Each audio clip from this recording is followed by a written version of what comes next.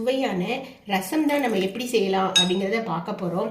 இந்த ரசம் தான் வந்து பார்த்தீங்கன்னா சில நாள் நல்ல டேஸ்ட்டாக வந்துடும், சில நாள் நம்மளுக்கு கொஞ்சம் சொதப்பிடும். ஆனால் நான் வந்து சொல்கிற இதே அளவுகளில் நீங்கள் அது இதே மாதிரி செஞ்சு பாருங்கள், உங்களுக்கு நல்ல பெர்ஃபெக்டாக நல்ல டேஸ்ட்டாகவும் இருக்கும், நல்ல ஒரு சுவையாகவும் இருக்கும்.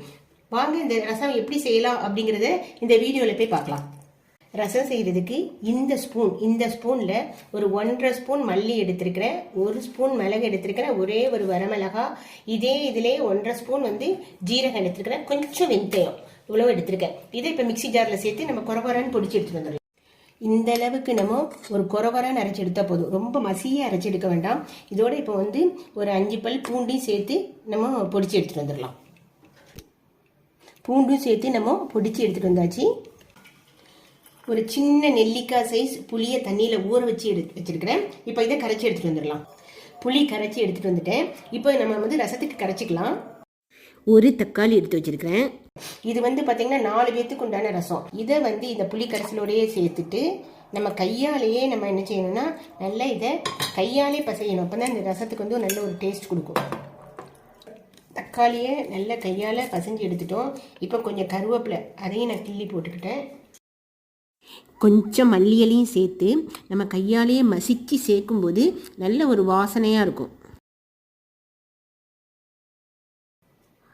இதுக்கு ஒரு 1/4 டீஸ்பூன் மஞ்சள் பொடி சேர்த்துருந்தேன். ரசத்துக்கு தேவையான உப்பும் சேர்த்துட்டு நம்ம இதுக்கு தேவையான அளவு நம்ம தண்ணியும் சேர்த்துக்கலாம்.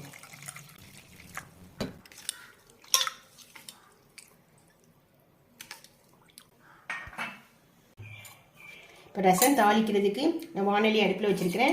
இதில் ஒரு 2 டீஸ்பூன் ஆயில் சேர்த்துக்கலாம்.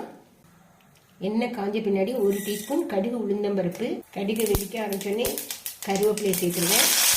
2 வரமிளகாய், ஒரே ஒரு பச்சை மிளகாய் தீ வச்சுருக்கேன், அதையும் சேர்த்துட்டு காயம் வந்து கொஞ்சமாக சேர்த்தா போதும், ரொம்ப வேண்டாம், கொஞ்சமாக காயம். அப்புறம் நம்ம நுணுக்கி வச்சுருக்கிற இந்த மசாலா அதையும் சேர்த்துட்டு அடுப்பை ரொம்ப சிம்மில் வச்சிடணும். இந்த டைமில் மசாலா வந்து மெயினாக கருகிடக்கூடாது, கருகிட்டா ரசமும் ஒரு கசந்த டேஸ்ட் வரும். அதனால் லேசாக சிம்மில் வச்சுட்டு கொஞ்சம் அதில் சூடு வந்தால் போதும். இந்த கரைசலை இதை சேர்த்துடலாம்.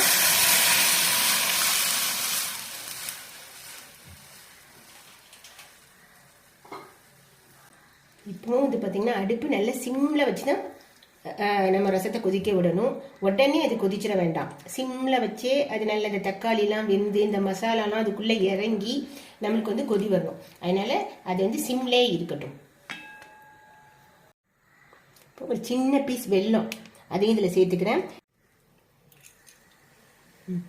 இப்போ வந்து பாருங்கள், சுற்றி நல்ல ஒரு மாதிரி நுரக்கட்டி இருக்குது.